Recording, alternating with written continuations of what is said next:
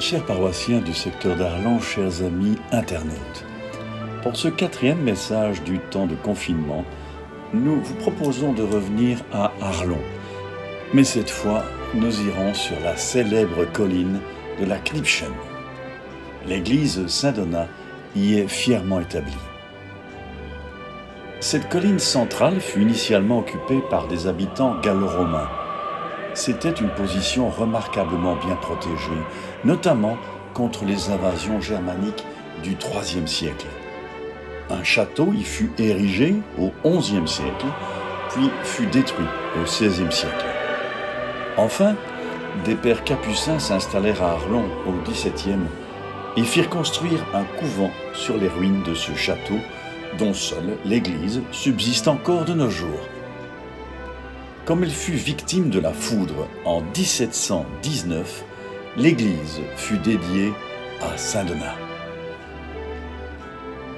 Elle fut ensuite réaménagée au XXe siècle avec la construction d'un belvédère du haut duquel on découvre une vue imprenable sur les 3 pays environnants, la Belgique, le Grand-Duché de Luxembourg et la France.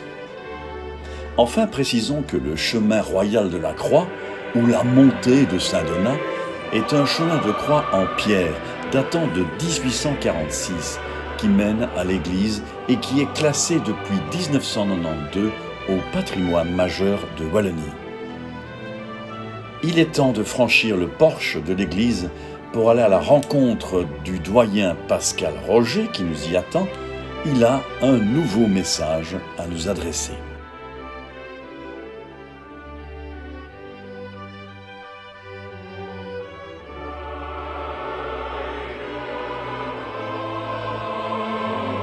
Bonjour à chacun et à chacune, quelle joie de vous rejoindre en ce début du temps de l'Avent. Depuis cette église Saint-Donat, où le culte séculaire à Notre-Dame d'Arlon rassemble les pèlerins tous les ans à l'occasion de l'octave en début septembre. Cette église Saint-Donat chère au cœur des Arlonnais. Lorsque l'on parcourt les rues de nos villes, lorsque l'on regarde les balcons, les vitrines, ou les façades des maisons, on voit tout à coup que s'illuminent les décorations de Noël. Oui, les fêtes de fin d'année sont proches. Mais nous le savons bien, elles ne seront pas comme nous aimons les vivre. Elles seront cette année bien différentes. Dans nos habitudes, nous aimons, autour de Noël, nous réunir en famille. Au Nouvel An, nous retrouver avec des amis et passer de bons moments ensemble. Pour cela, il y a le repas. Et pour ces repas de fête, nous sommes particulièrement attentifs au choix des ingrédients, à leur préparation raffinée, à ce que le chef-coq mette sa touche tant dans la recette qu'il prépare que dans la manière d'assaisonner et de préparer les assiettes pour que, tant les palais que les yeux soient réjouis en ces jours de fête.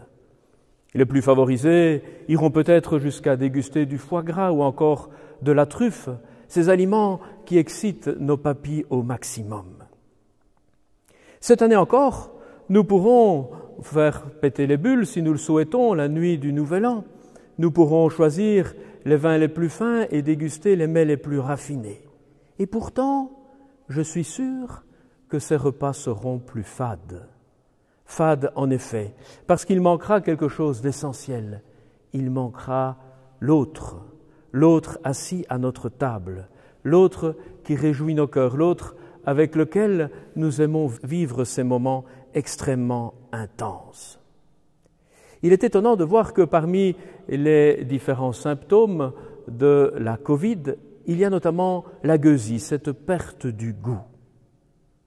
Curieux appel peut-être, dans une société plutôt marquée par la boulimie.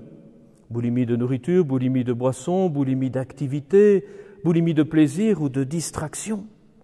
Et pourtant, bien souvent, marquée par une profonde insatisfaction. Et si finalement, nous profitions de ce jeûne imposé de relations pour redécouvrir quels sont les ingrédients importants à mettre au cœur de la recette de notre vie, de telle manière que nous puissions vraiment mesurer combien ce qui est essentiel, c'est le goût de l'autre. L'autre, avec minuscule, ses proches, ses amis, ceux qui m'entourent, ceux que j'aime à rencontrer. L'autre avec majuscule, celui qui à la fois habite au plus intime de moi-même et est bien plus grand que moi-même, celui qui pourtant sans cesse me redit « je t'aime ». Nous pouvons prendre le temps de cette préparation à Noël pour cultiver ce goût de l'autre et inventer de nouvelles manières d'être proche, de nouvelles manières de prendre souci, comme on aime à le dire aujourd'hui. Alors vraiment, nous aurons le goût de vivre. Je pense en ce week-end tout particulièrement à ceux qui consacrent de leur temps pour les autres. Il y a évidemment tous ceux qui sont dans le domaine des soins aux personnes. Et dans nos communautés chrétiennes aussi, il y en a qui œuvrent et qui se donnent généreusement.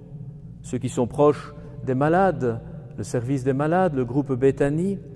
Il y a ceux qui accompagnent la fin de vie et le décès, l'équipe funérailles, qui sont auprès des gens dans le deuil comme des petits témoins d'espérance et dont la présence est si riche et si importante.